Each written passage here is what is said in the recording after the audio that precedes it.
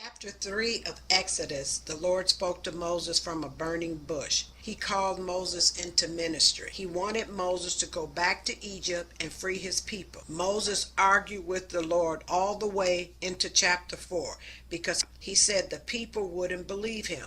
So the Lord turned a staff into a serpent. Moses still wasn't convinced.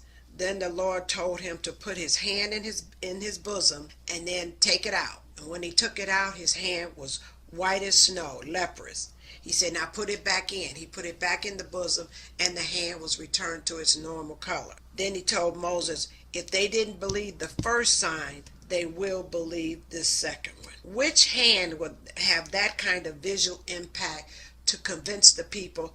A white hand in the bosom coming out whiter, or a black hand in the bosom coming out white? Share your thoughts. Moses was black is influenced by various interpretations and cultural traditions. Historically, the region where Moses lived, encompassing ancient Egypt and the Levant, was ethnically diverse. Ancient Egyptians, often portrayed with darker skin in their art, could suggest a possibility that Moses, raised in an Egyptian royal household, might have shared similar physical traits. Additionally, some interpretations of the Bible and other religious texts propose that Moses' wife Zipporah, an Ethiopian, could indicate a connection to African heritage. This perspective is further supported by certain Jewish, Christian, and Islamic traditions, which often depict biblical figures in ways that reflect their own cultural and racial backgrounds. The portrayal of Moses as black is part of a broader discussion about the representation of biblical characters beyond their traditional Western depiction. To get an idea, what must have happened to only those 70 Jews?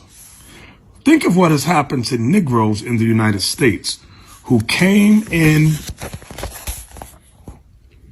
hundreds of thousands over a period of centuries, and not all at once as the Jews did in Egypt.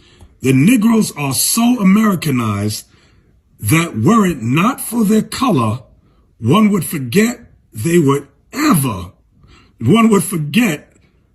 they ever came from Africa. Wow. Let's read that again. The Negroes are so Americanized that were it not for their color, one would forget that they ever came from Africa. Wow.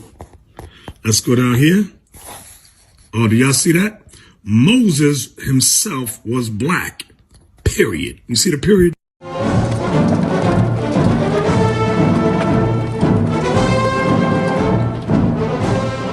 And it is written that in the year 63 BC, the Roman legions, like a scourge of locusts, poured through the east, laying waste the land of Canaan and the kingdom of Judea. Rome's imperial armies, a tumult in the hills, struck Jerusalem's walls in a 3-month siege. Breaching the gates, these legions laid the dust of battle with a shower of blood.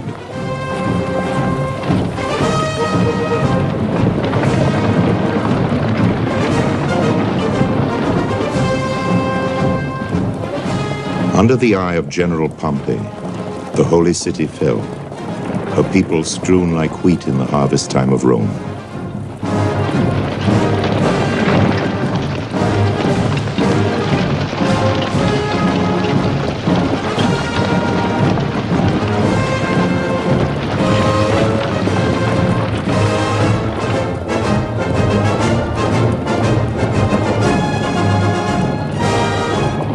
While Pompey, triumphant, dared take the last high place, the still living heart of the city, the temple.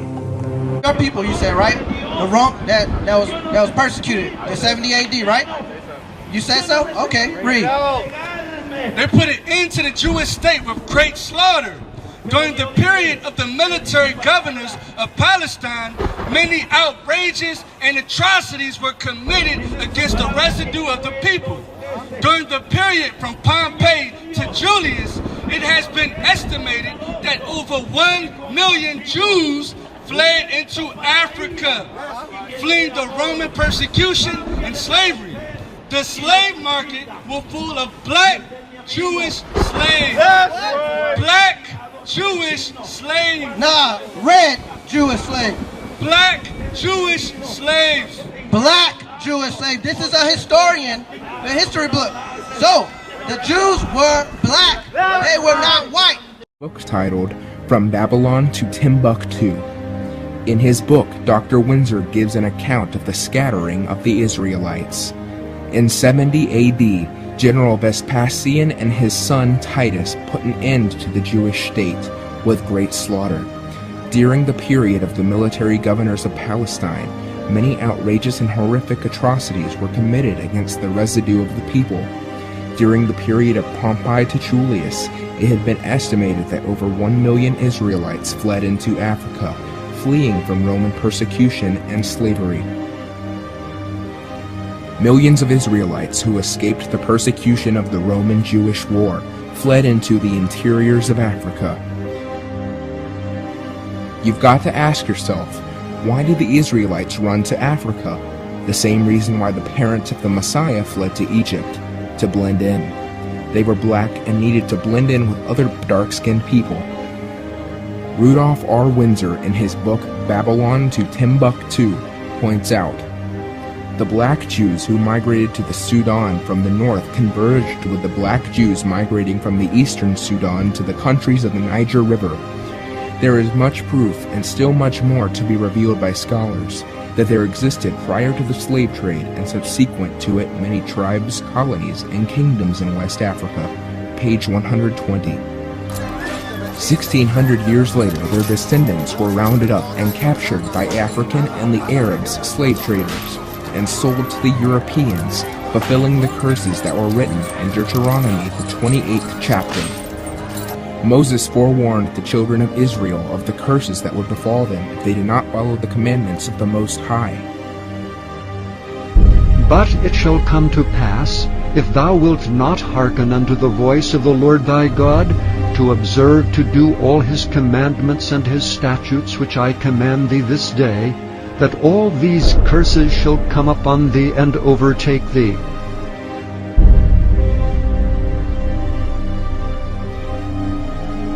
And the Lord shall scatter thee among all people, from the one end of the earth even unto the other. And there thou shalt serve other gods which neither thou nor thy fathers have known, even wood and stone. And among these nations shalt thou find no ease, neither shall the sole of thy foot have rest. But the Lord shall give thee there a trembling heart, and failing of eyes, and sorrow of mind. And thy life shall hang in doubt before thee, and thou shalt fear day and night, and shalt have none assurance of thy life. In the morning thou shalt say, Would God it were even! And at even thou shalt say, Would God it were morning! For the fear of thine heart wherewith thou shalt fear, and for the sight of thine eyes which thou shalt see. The particular curses that would befall the children of Israel for not keeping the commandments of the Most High is that they would suffer slavery similar to the type of slavery they suffered in Egypt, and that they would be transported into this new slavery on ships, and that the places where they would be transported, they'd be sold as slaves to their enemies. In Deuteronomy 28:68 it says this, And the Lord shall bring thee into Egypt again with ships, by the way whereof I spake unto thee, thou shalt see it no more again. And there ye shall be sold unto your enemies for bondmen and bondwomen, and no man shall buy you. This is one of the links between the true Israelites of the Bible and the transatlantic slave trade. It explains how the Israelites fled into the interiors of Africa as refugees after the destruction of Jerusalem by the Romans in 70 AD. More than 1,500 years later, they were rounded up on the African continent and shipped all over the Western Hemisphere to be sold as slaves. This is the history that has been omitted from the pages of the European history. You know, the scripture clearly states in several places where the children of Israel would be in the world. They're all over the world. They were sold as slaves to many nations. And you know, it also says that in the last days that they would still be in the land of their captivity and in the land of their enemies. And it also goes on to talk about what their lives would be like in the land of their enemies. Baruch chapter 4 verse 6 and 15. Ye were sold to the nations, not for your destruction, but because you moved God to wrath. You were delivered unto the enemies. For he hath brought a nation upon them from far, a shameless nation, and of a strange language, who neither reverenced old man nor pitied child. The real Jews you need to be worried about are the black people over here getting killed, the black people in other countries scattered in the slave trade. That's the real biblical Hebrew Israelite. So as a Gentile, I'm here to profess, black people, you are Israelites, you are the chosen ones, you are a prestigious people. You know that the black man in America is Israel, that he's Jews. Do you know that? Yes. The people that are here, the black people, the people of color that are here, that have been brought here from Africa, their ancestors brought here from Africa, are the Hebrew Israelites. They're even in the African dictionary, African and Negro are two different things, are two different classifications of people. From West Africa, they have been taken as slaves to America. Brothers and sisters, blacks of America, it's you. You are the true Hebrews. You are the true Hebrews from the Bible. America gonna do everything, gonna invest as much money as it has, gonna fight as much wars as they can, gonna invite as much weapons as they can, just to hide this away from you. Gonna take Israel, gonna bring white people here, and to tell you these are the Jews. Gonna kill you, gonna kill Arabs, gonna mistreat white people like this guy, just to tell you this lie. That you are nobody and we are the Jews with all the history and so on. It has been deleted, your history. You don't know who you are. Don't forget about it. This is why America has been taking your history away, never to find out that it's all about you. Tell them who the true people of the Bible are. The black people. Say that again. The black people. Acts 13:1. Now there were in the church that was at Antioch certain prophets and teachers, as Barnabas and Simeon, that was called Niger, and Lucius of Cyrene, and Manaen, which had been brought up with Herod the Tetrarch, and Saul. Simeon was called Niger, Niger. And that word, my friend, is a Latin word meaning black. And it was referring to people's skin color. Okay? And Niger just happens to be where that foul word comes from, if you add a G onto it, and that is what the whole planet calls Hebrews to this very day. يفترض أن بني إسرائيل في التاريخ القديم كانت لهم مواصفات جسمانية كطول الجسد وكعرض الجسد وشكل الرأس ولون البشرة ولون الشعر ولون العينين. هذه المواصفات التي يفترض أن الأبناء يولدوا دائما يتوارثونها.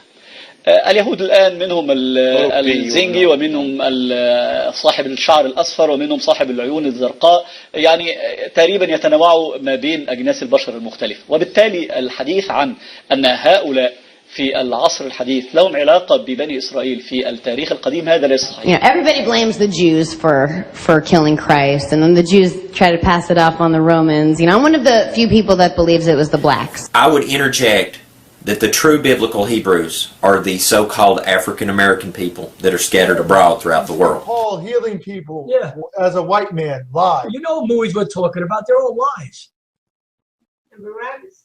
They were all black. As cold. The brown ones, bro. The real Jews, huh? The real Hebrews, bro. Shalom Aleichem. Shalom, bro. Bro, real Jews were Hebrews, black men who used to grow their I want afros. to read chapter 28 and verse 68. It says, And the Lord shall bring thee into Egypt again with ships, by the way whereof I spake unto thee. Thou shalt see it no more again, and there ye shall be sold unto your enemies for bondmen and bondwomen, and no man shall buy you. Now the only race of people that were brought over on ships and sold as bondmen and bondwomen, which are slaves, are the so-called African Americans. No victim of the seed. We all came off the same boat. How the hell you can't see? All it is a new form of slavery. FEMA counts for you, your wife, and your little babies. Oh, no, no, no, no, no.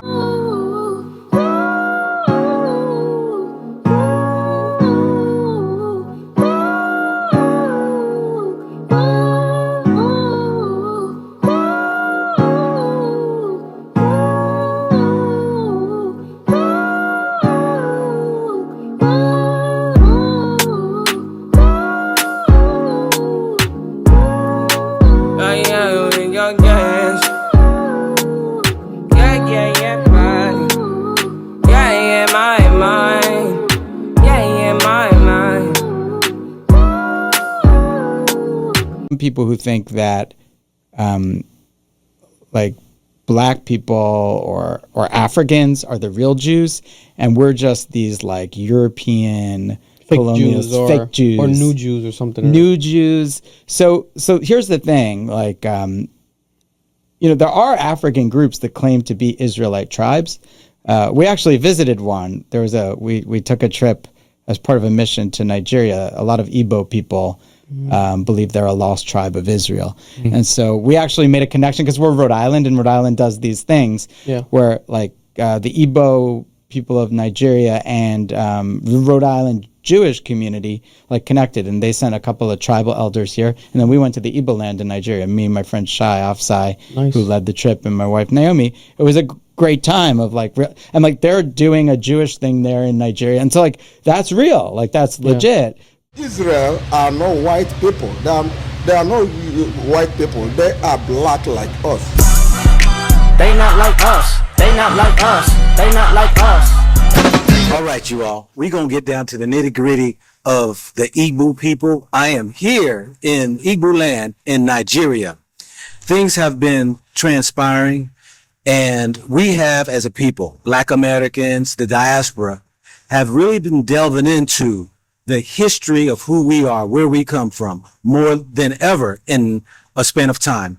Tens of thousands of us have moved to Africa, visit Africa, and now we find that there are many tribes in Africa that have taken claim or who have substantiated that they are part of the children of Israel. Now, we know that I have interviewed the Limba tribe, who have professed to be from the Levites, the tribe of Levites. I've been in Ghana. I've interviewed some of those who have stated claims of being. And we know some of the Yoruba people have made claims as well. But I am here in Igbo land, where because of there have been those coming into Nigeria to interview the Igbo people, the so-called claims by others states that they may be part of. Y'all practice Judaism? No, we are not practicing Judaism. We are Hebrews. You're Hebrews. Does that what Igbo really mean, Hebrew? Is that still in line? You think maybe over the time the name has changed? Maybe, but what we know, we are Hebrews. Yes. That's why we are Hebrew. Okay. Whichever name you give or you call it, we know that we and the Israelites are the same people. Not the Israelites today. I mean the Israelites of the past. Right. You know why the Israel are not white people. They are not white people. They are black like us. Before we get into that, I want to introduce you all. Okay? Because he just dropped it. He said the people there in Israel is not, they're not the people. They are not the people. I didn't say it. We're gonna get into it because we're gonna talk about the Igbo people. Yeah. The Hebrew people. But first, before we get into that, please, my brother, introduce yourself. Tell us who you are and what do you do? Okay, I am Odumobi, the 6th of Iduere Kingdom, the Director of Culture, Tradition and Tourism to His Majesty Eze Dr. Chukwuemeka Eri, Ezedibo, Ezora the third fourth, Ezakajuafo Igbo, the present occupant on a throne.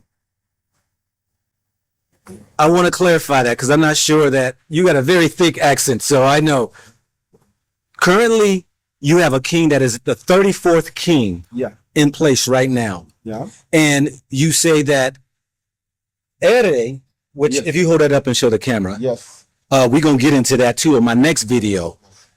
And they're going to debunk this whole thing about that's the Star of David. That ain't the Star of David, they said. Star of David. Yeah, Star that you say has been around for thousands of years. It was before David.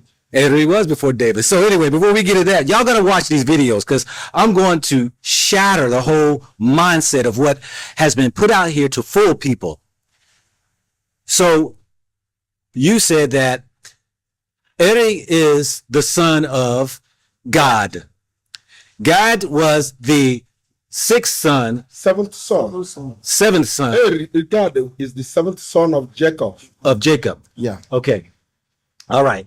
Eri is fifth son of God. Okay, fifth son of God. God is the seventh son of Jacob. Got you. Yeah. So let's get into it. The Igbo people here in Igbo land, in what they call now Agleri. Here is Agleri. Agleri. Yes, Agleri. We would say Agleri. Yeah. Yes, we are here. Look that up on the map so you know exactly where I am. My brother. Yes. Please share with us about the Igbo land and Eri, how that came about, or the story. Thank you. We are the people of Eri. How did you all wind up here in this land? You know, when our dead brothers sold our younger brother Joseph to Egypt. Yes. So all of our people migrated down to Egypt. But Eri, being the fortune teller, Eri, when you go read the Bible very well, you find out that Eri is the SMO of Moses. He's the what? SMO of the Moses. SMO. The fortune teller of Moses. Okay. So when Eri saw what is about to come, he left with his three brothers. When he saw the famine about to come. Yes. Okay. When he saw about the punishment from the Egypt, the torturing of the Egypt to the Jews. Yes. When he saw what is about to come, he told his people. They didn't hear. He left with his two other brothers and came back to their place. This is the original place where they were when Jacob has been living. That's why we say we are the same with the people of Israel. When you go to the Bible book of Joshua 22, I'm forgetting the very verse.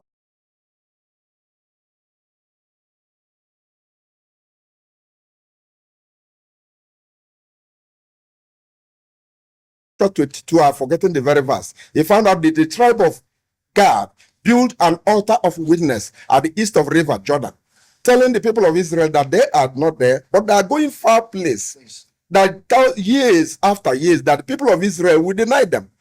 That place will become but that is still a witness today that we and the Israelites are of one person. Not the people there in Israel. Yes. They're not.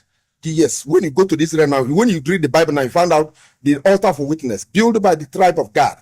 Yes. When you read the Bible very well, when you find out that before they get to that place where Israel is dwelling today, the tribe of God has a place for them, their children and their people. They didn't get to the Israel with the people. They fight and get to the place. Now, that will take me to another place because we keep telling why we say this is that when they wrote Bible, we are not there. But when you see that from Genesis to Malachi, it's our history and it's our tradition. I want to make sure that I understand you. Yeah. You said that place, Israel. When you say Israel, what area you're talking about? Where is this Israel? Israel is now where people are living now as Israel now. But the original Israel is here. I told you, go and do your research. Since the creation of the world, yes, this place you are living has never been destroyed. Right here in the Igbo land, right here. Yeah. It has never been destroyed. Okay. Do ever what test you find. You found out this place has never been destroyed. Everything you need to have in a land is here. It is only for you to develop it. Yes. We know.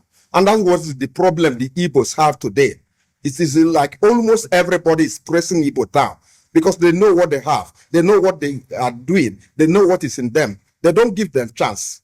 Because you know if they give you a chance, they will maneuver you. I give you any town you go, any country you went in the whole world, and you didn't see an Igbo man, leave that place. Igbos is everywhere in the whole universe. Any place you find there is no Igbo man there, that place is not going to develop. This week, join me as I pursue one of the world's most intriguing mysteries, the legend of the lost tribes of Israel. The Bible's Book of Kings tells us that the northern kingdom of Israel was destroyed by a brutal Assyrian invasion in the 8th century BC, and more than land was lost. 10 of the 12 tribes of Israel would vanish into history and myth. But one of these lost tribes may have survived in the unlikeliest of places. Could ancient Jews have journeyed from the Middle East to South Africa? And could these African bloodlines reach back to King Solomon and before? To find out, I'm going to trace their journey. I'll brave an Israeli war zone, fly over the African bush, and explore a 3,000-year-old battlefield and ancient cities of stone. We're digging for the truth, and we're going to extremes to do it. They're a lot bigger than the scorpions in Utah. Oh, don't worry, they get much bigger. Look at the one at your foot.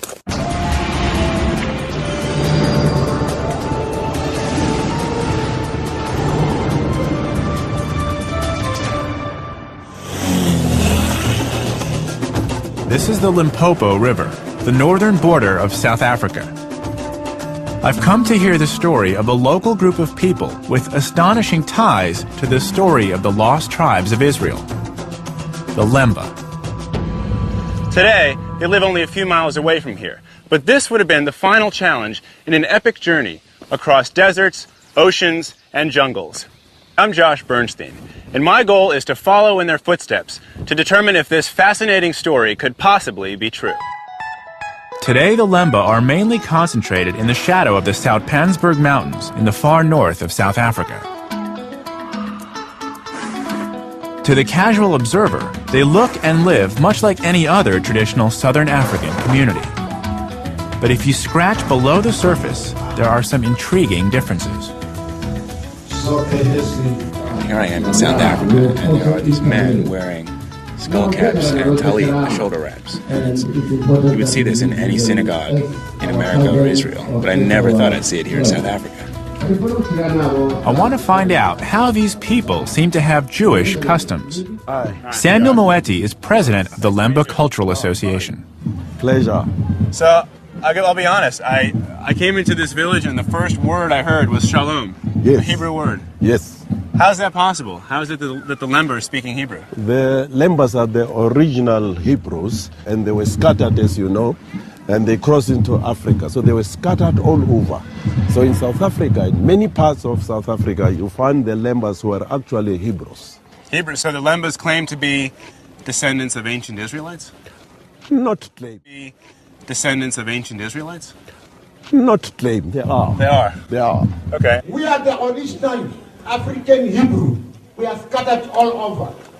Can you give me a few examples of some of the Jewish Yes, traditions? we don't partake of pork. Okay. We don't mix milk with meat. It sounds to me like the Lemba have a unique culture surrounded by others who do not practice the same way. That is correct. We always believe that the Jewish people who live all over the world are our brothers because we come from the same root. Could it be that the Lemba are a lost tribe of Israel? To answer the question, I have to turn the clock back some 2,700 years to the time of the mighty Assyrians. Back then, Assyria was the greatest imperial power the world had ever seen. And it had set its expansionist sights on the northern kingdom of Israel. The northern kingdom, composed of 10 tribal groups, was completely destroyed. Any surviving Israelites were enslaved and taken to Assyria, what is now the nation-states of Iraq and Syria. Little is known about the fate of these lost tribes, but for 2,700 years, hope remained. Could the Israelites have regrouped? Could some have escaped their captors and fled? Could a group of wandering Israelites have survived the elements and continued on, faithful in some land far from home? Jerusalem. There's no place more associated with the Jewish people. But as I walk through its narrow streets, I can't help but appreciate how deeply connected the people of many faiths feel to this city, and how millions of people around the world have a connection to this place, including me. My father was born here, and I probably have ancestors who were here when the Assyrians broke up this land.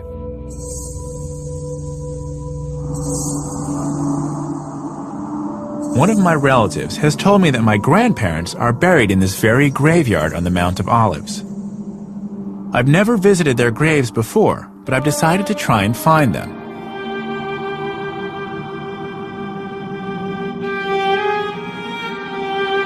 So after 10 minutes of wandering, I found them. So this is my grandmother. This is my grandfather. This is my great-grandmother. My great-grandfather. This actually means something to me. There's a connection for me that speaks to what the significance of heritage is. And for the Lemba, I understand why they might be interested in claiming some historical identity with Jerusalem. This is only 2 generations ago. For them, it's thousands of generations. People have claimed to have found lost tribes all over the world, from Siberia to Australia. Some of the first Europeans to land in the Americas assumed the natives were lost tribes, and even tried to communicate with them in Hebrew.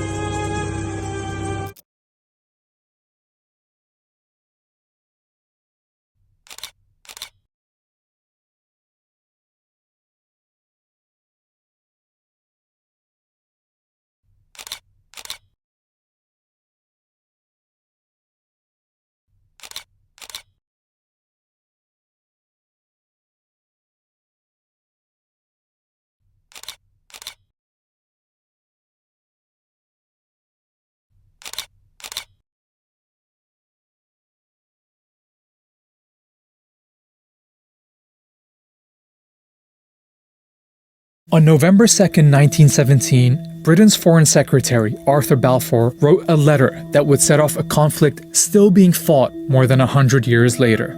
His Majesty's government view with favour the establishment in Palestine of a national home for the Jewish people and will use their best endeavours to facilitate the achievement of this object.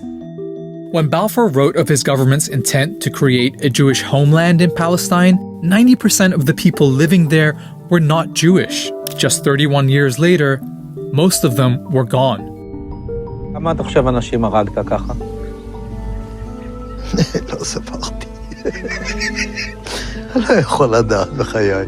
היה לי מקלע עם 250 כדורים. This is the story of the British promise that led to the destruction of Palestine and the creation of the State of Israel.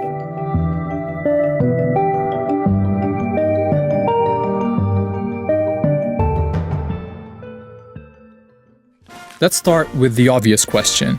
Why were the British making promises about other people's countries? The short answer: empire is one hell of a drug.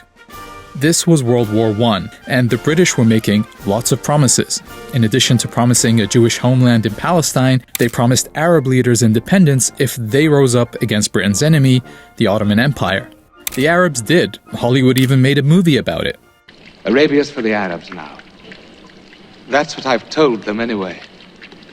That's what they think. That's why they're fighting. Oh, surely. A month after Balfour's letter, British troops took Palestine, ending 400 years of Ottoman rule. The people who lived there were Arabs, mostly Muslims, but there were Christian and Jewish minorities too. There was also a tiny number of European Jews who in the late 1800s had started building small colonies there. At a time when many Jews were suffering horrific persecution in Europe, they felt Palestine could be an escape. The idea of building up a Jewish presence in Palestine became known as Zionism, but it stayed a fringe movement among European Jews. Many of them felt they shouldn't have to leave their countries to avoid persecution. But Zionism as a political movement took a big step forward with an Austrian man called Theodor Herzl. And this guy is a very important name in this story. In 1896, he published Der Judenstaat, or in English, The Jewish State. In it, he said the only way for Jews to avoid Europe's anti-Semitism was not just to leave, but to have their own country. And Herzl didn't just write. The next year, he organized a conference in Basel, Switzerland, the first Zionist Congress. The attendees agreed on a program which sought, among other things, to establish a Jewish homeland in Palestine and promote Jewish settlement in Palestine. From here on out, the Zionist movement became very active, setting up funds to promote Jewish immigration to Palestine, companies to buy land there, and recruiting representatives to advocate for their cause with different governments. A few days after the conference, Herzl wrote this in his diary. At Basel, I founded the Jewish state. In 5 years perhaps, and certainly in 50 years, everyone will perceive it. He was only off by 1 year. Okay, so that is a lot of history, but it's important because the Zionist movement is a critical part of the story going forward. Especially after it found a friend in the British government, where a lot of high-ranking officials supported Zionism, sometimes for unexpected reasons. Prime Minister Lloyd George, for example, was a Christian zealot who believed gathering the Jewish people in Palestine would bring Jesus Christ back to earth. Others, like Balfour, believed that getting the Jewish people out of Europe and into their own country would be a good thing. Herzl was pretty visionary when he wrote that the anti-Semitic nations will become our allies. Meanwhile, the Zionists assured Britain that their future country would be a reliable ally. So that's the backstory of how European anti-Semitism, Zionism, and British imperialism all led to the Balfour Declaration, this British promise to build a homeland for Jews in Palestine. David Goggins and Tiffany Haddish, they both wrote incredible books, but did you know they didn't have to write a single page? Now we're going to look at how Britain did that. World War I had been a conflict between rival empires, and the winners set up the League of Nations to distribute the losing side's territories between them. They called it the Mandate System, putting territories once controlled by the Ottoman and German empires under the, quote, tutelage of advanced nations until they became independent. Britain was given the mandate over Palestine, but the Palestinian people were never asked what they wanted or what independence would look like to them. Listen to what Balfour wrote to one of his colleagues. For in Palestine we do not propose even to go through the form of consulting the wishes of the present inhabitants of the country. Instead, it was the Zionists who were consulted about what their vision for Palestine was, and so the mandate ended up incorporating not just the Balfour Declaration, but several clauses requiring Britain to ensure the establishment of a Jewish home in Palestine. British rule was very accommodating to the Zionist project. The Jewish community in Palestine grew with big waves of immigration. They had their own schools and factories and even their own militia, the Haganah, and they were led by the Polish-born David Ben-Gurion, the leader of their representative body, the Jewish Agency. To the Palestinians, it was clear that Britain wasn't delivering them independence. It was delivering their country to other people. In 1936, they went on strike. British forces tried to break the strike with arrests, torture, mass punishment, and executions. Leaders were exiled, weapons confiscated, and houses blown up. Palestinian fighters attacked British and Jewish targets, while British and Haganah forces would carry out joint raids on Palestinian villages. Something had to change. The British government sent a commission called the Peel Commission to figure it out, but their proposed solution was typical. Just draw another British line on the map, divide the country, give this part to the Jews and this part to the Palestinians, and make that part of Transjordan next door. Oh, and because the Palestinians were a majority in the country, 250,000 of them would have to be removed by force to make the Jewish state viable. Remember, these were the proposals that were meant to calm things down. Spoiler, they didn't. Instead, the revolt continued until 1939, by which time about 10% of Palestine's adult male population had either been killed, injured, arrested, or exiled. The British government really needed a solution. So, here comes another report. The Commission is studying the 20-year-old Jewish settlements in British-mandated Palestine. The 1939 White Paper created a conflict between the British and the Zionists for the first time, because it rejected partition and said the solution was for Palestine to gain independence within 10 years, with everyone living there sharing it together. Crucially, it also imposed severe limits on Jewish land purchases and immigration. To the Zionists, this felt like a betrayal. In response, some set off bombs across the country, killing dozens of Palestinians. But soon, everyone was distracted by something much bigger. More than 60 million people were killed in World War II, including 6 million Jews murdered in Nazi death camps. Jewish survivors fled Europe, with a large number of them trying to find safety in Palestine despite the British limit on Jewish immigration. This set off a more direct confrontation between the Zionists and the British, with Palestinians often targeted as well. The Zionists knew two things. Militarily, they were stronger than the Palestinians, and Britain was exhausted by World War II, so it wouldn't have the stomach to keep fighting in Palestine. They were right. In 1947, after 30 years of occupation, Britain announced it was quitting Palestine and asked the newly formed United Nations to clean up its mess. Alright, 1947 and 1948 are the most pivotal years in this story, so let's take a look at how things are lining up. During British rule, Jews had gone from 10% to 30% of the population, and owned about 6% of the land. Under Ben-Gurion's leadership, the Jewish Agency was pretty much functioning as a government for the Jewish community. And the Zionist militias had tens of thousands of soldiers, modern weapons, and officers who'd already fought in World War II. On the other side, the Palestinians hadn't been allowed to develop their own administration or military. But as they waited for the UN's solution, they were still the majority all over the country. In November 1947, the UN, then only made up of a fraction of the world's countries, voted to partition Palestine. This plan marked off 55% of the country for a Jewish state, but the UN never explained how it could be a Jewish state when half the people in its territory were Palestinian. To nobody's surprise, Palestinians, and in fact all Arabs, rejected the UN's plan. Ben-Gurion and the Zionist leadership accepted, but There was a place called Palestine where people of different religions, like Jews, Muslims, and Christians, lived together peacefully during Ottoman rule. Then, a bearded guy with a vision named Zionism wanted to find a home for Jewish people.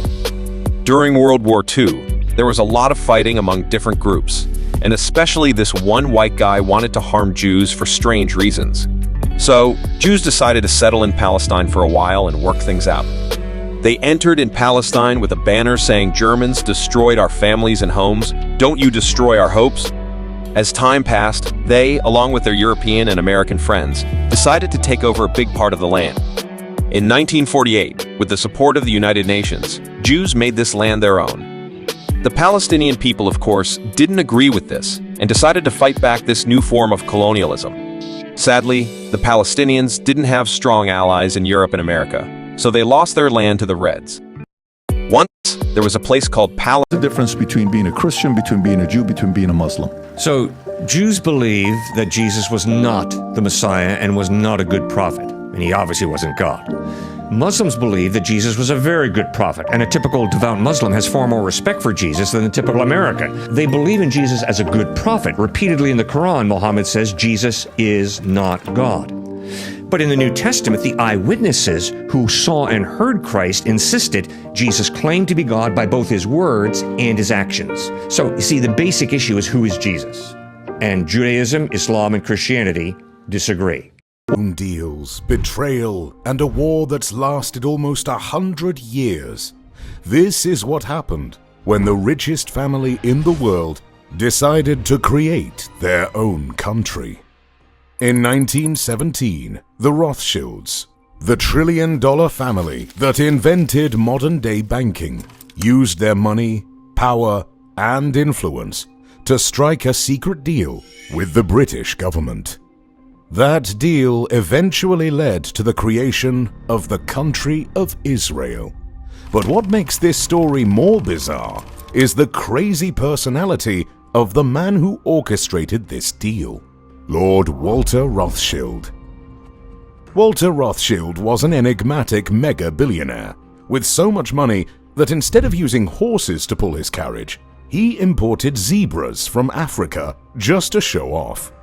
This same billionaire also had a super weird hobby of gathering insects and bugs, eventually amassing over 1 million butterflies, moths, and other insects. The Jews are some of the most intelligent, industrious people in the world. However, for years, the millions of Jews scattered around Europe had been trying to secure a large piece of land to start the country of Israel. But no matter how hard they tried, they got nothing. That was until they linked up with the super-rich Walter Rothschild, a man who could change the world with the snap of his finger. By the early 1900s, the Rothschilds were already the most powerful family in Europe. They were so wealthy that they had even given loans to the entire country of France to stabilize the economy. However, aside from their power, the Rothschilds also had a reputation for being extremely ruthless. They wouldn't hesitate to wield their power as a weapon, to bulldoze through their enemies and crush anyone who opposed them. If the Rothschilds wanted something, they better get it, or they'd be hell to pay. Walter Rothschild made the calls he needed to make, pulled the strings he needed to pull, and in 1917, the British government sent Walter an official letter promising to do everything within their power to provide land for the creation of Israel. That letter redesigned the map of the world, and if you need proof, we have a copy of that letter. November the 2nd, 1917. Dear Lord Rothschild, I have much pleasure in conveying to you, on behalf of His Majesty's government, the following declaration of sympathy with Jewish Zionist aspirations, which has been submitted to and approved by the Cabinet. So it's possibly the most famous letter in modern Jewish history, and it begins with 3 words: Dear Lord Rothschild. That letter, nicknamed the Balfour Declaration, is proof that it was the Rothschild family that created Israel. But there's even more evidence. In this interview, the head of the Rothschild family proudly explains how his ancestors created Israel. The interviewer begins by asking the question that was on everyone's mind. Why was it that this letter was sent by the Foreign Secretary to your great-uncle Walter? The reason is obvious. Because it was the Rothschilds' money, power, and influence that made the British government fall in line. Years later, Britain kept their promise to the Rothschilds and provided a large piece of land to start Israel. And in May 1948, the State of Israel was officially created. Although this was good news, the Rothschilds were just getting started. What the Rothschilds did next was even more impressive. They invested millions of dollars into Israel, building schools, roads, and everything needed to turn that piece of land into a beautiful country.